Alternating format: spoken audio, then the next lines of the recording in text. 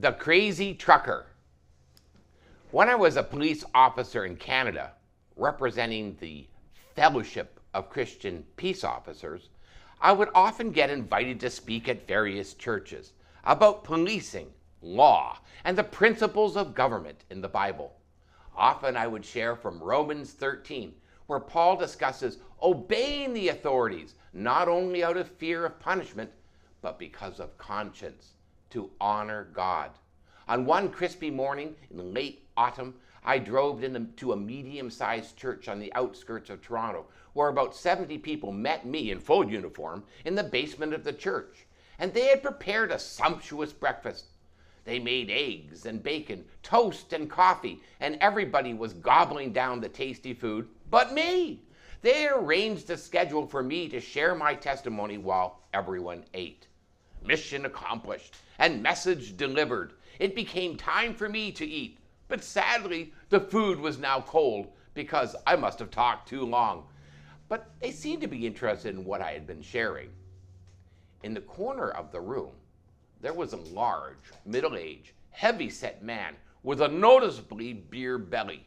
His gray, scraggling hair seemed to be growing in all directions from his head, and he had the largest handlebar mustache I'd ever seen.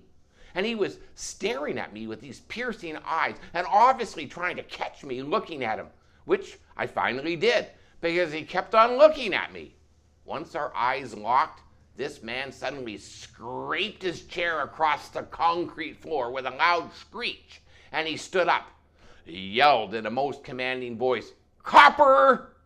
Everybody immediately stopped talking, their forks frozen halfway to their mouths, coffee cups suspended in space, and silence filled the room as everyone was listening to what the man was going to say or do next.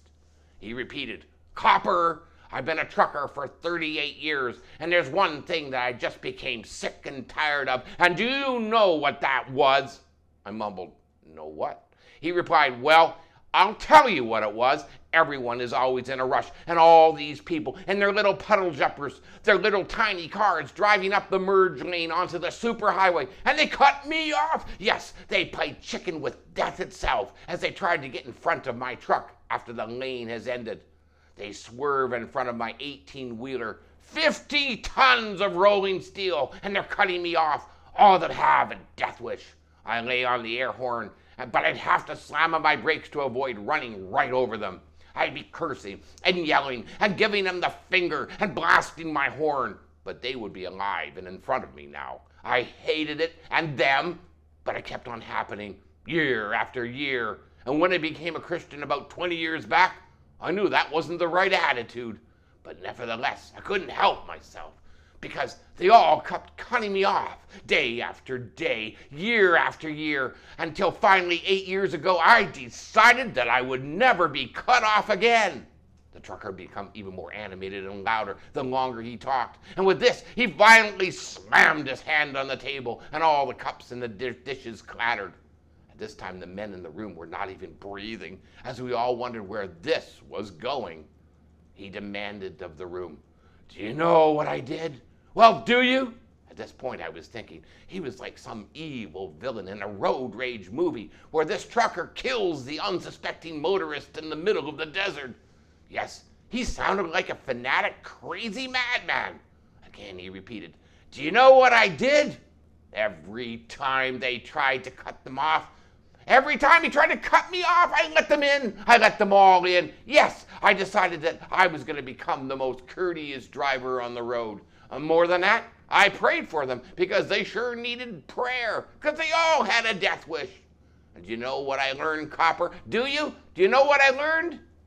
And then he went on to say that the Lord showed him that if I let them in, they could never cut me off. I will never forget that crazy but very wise trucker who taught me something that day. I realized that it is a secret to living. If we let people in and give to them out of love, then they can never really take advantage of us. So many times we get really wounded because people have been so unfair to us. Instead, we can convert all this hurt into a blessing just by committing everything that we have done to the Lord.